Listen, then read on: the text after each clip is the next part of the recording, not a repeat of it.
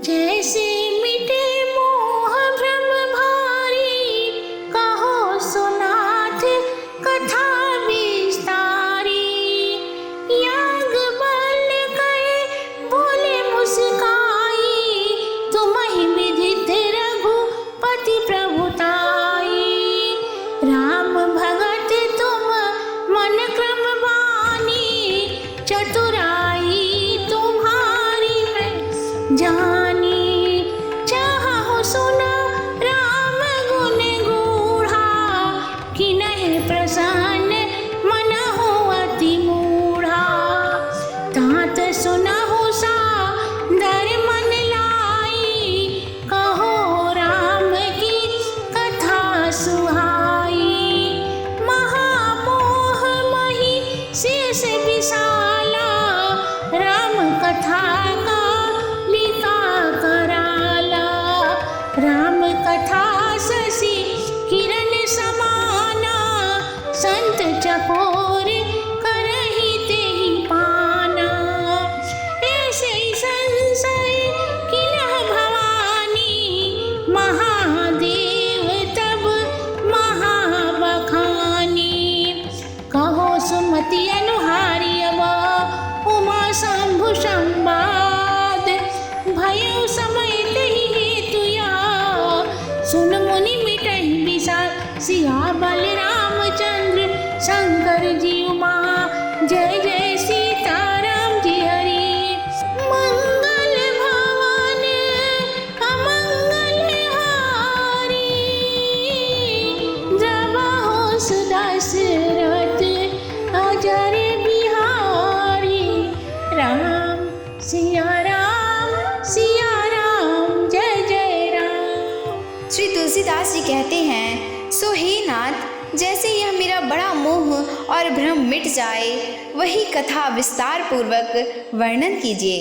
तब याज्ञवल्क्य मुनि ने मुस्कुरा कर कहा, तुम्हें श्री रामचंद्र जी की तो सारी प्रभुता ज्ञात है, अर्थात तुम सब कुछ जानते हो, क्योंकि तुम मन क्रम और वचन से राम जी के भक्त हो।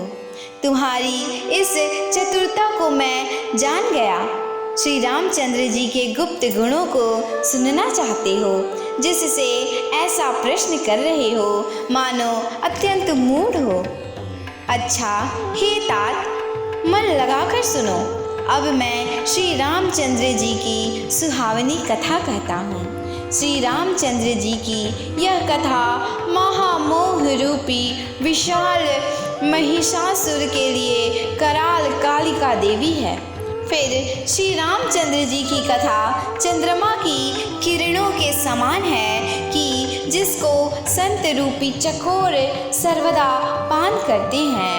हे भारद्वाज, श्री रामचंद्र जी की कथा के संबंध में आज तुम जैसे पूछ रहे हो, इसी प्रकार पार्वती जी ने भी शंका की थी। तब श्री महादेव जी ने जो कहा था, अब मैं वही शिव पार्वती संवाद अपनी बुद्धि के अनुसार कहता हूँ कि वह जिस समय और जिस कारण से हुआ, हे मुनि सुनो, उसके सुनने से तुम्हारा विषाद नष्ट हो जाएगा।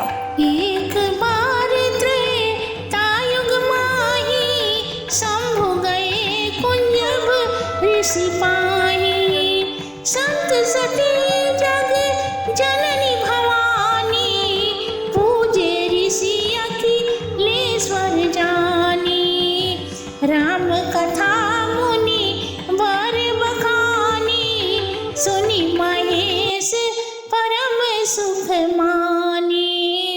ऋषि पूजा करी हरि भक्ति सुहाई, कही शंभु अधिकारी पाई। कहत सुनत रघुपति गुण गाथा, कछु दिन तहाँ रहे गिरिनाथा। मुनि सन विदा मांगे त्रिपुरारी, चले भवन संग दक्ष कुमारी। तेहि अवसर भंजन मही भारा, करि रघुवंश लीना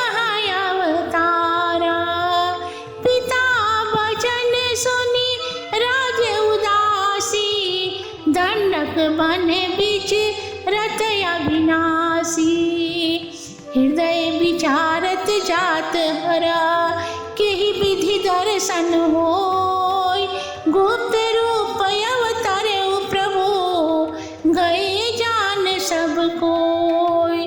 सन कर उरयति क्षोभ सती, ना जानहि मरम सोय, तुलसी दर्शन लोभ मना, डर लोचन लालची, सिया बलरामचंद्र शंकर जी उमा, जय जय सीताराम जी हरि। मंगल भवन अमंगल हारी, द्रवहु सुदशरथ अजर बिहारी, राम सिया राम जय जय राम।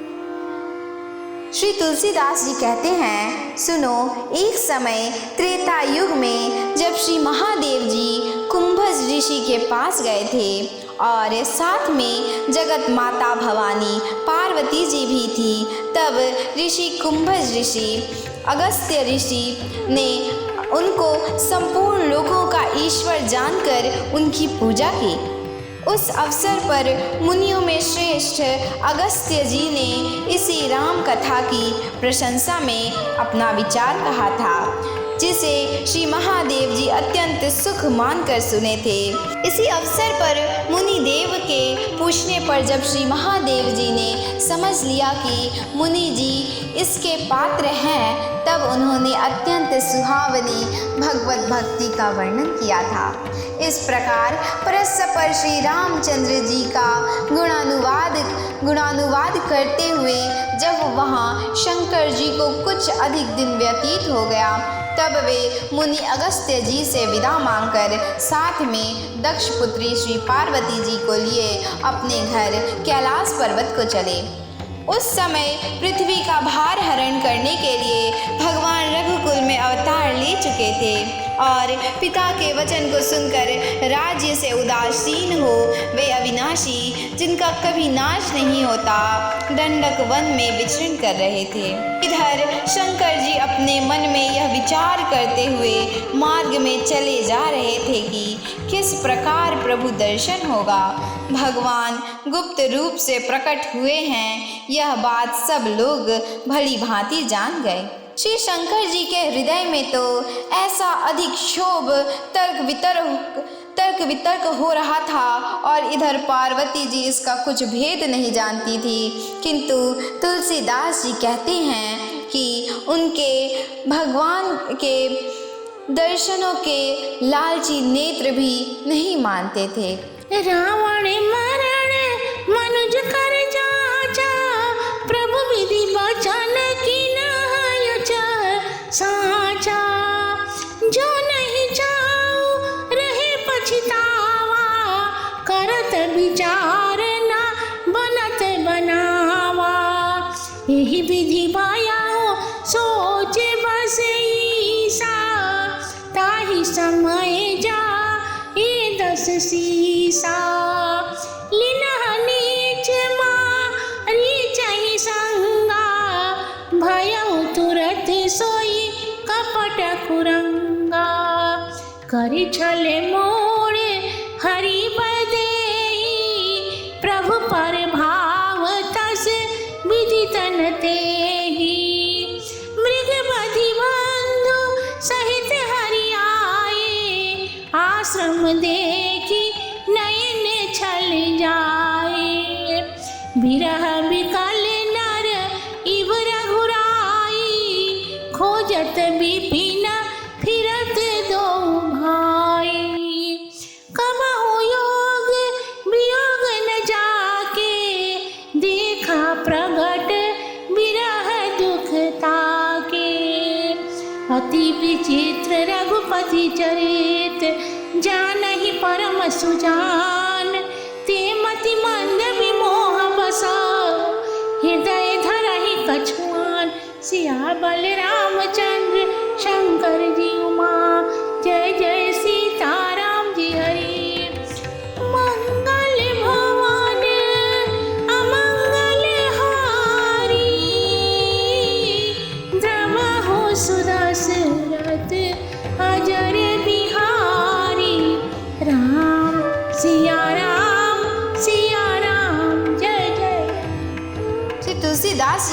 हैं कि इधर शंकर जी अपने मन में यह विचारते हुए जा रहे थे कि रावण ने तो ब्रह्मा जी से यह वरदान मांग ही लिया है कि मैं मनुष्य के हाथ से मारा जाऊं, तो भगवान श्री ब्रह्मा जी के वचनों को पूर्ण करना चाहते हैं।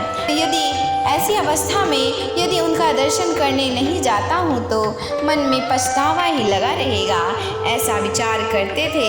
परंतु किसी प्रकार भी बात बनती न थी, अर्थात किसी निष्कर्ष पर न पहुँचते थे, क्योंकि गुप्त रूप अवतरेउ प्रभु गए जान सब कोई। इस प्रकार महादेव जी चिंता कर ही रहे थे कि उसी समय रावण ने जाकर नीच मारीच को अपना साथी बनाया। साथी बनाते ही वह तुरंत कपट मृग हो गया। इसका कोई ऐसा भी अर्थ करते हैं कि रावण बड़ा तांत्रिक था।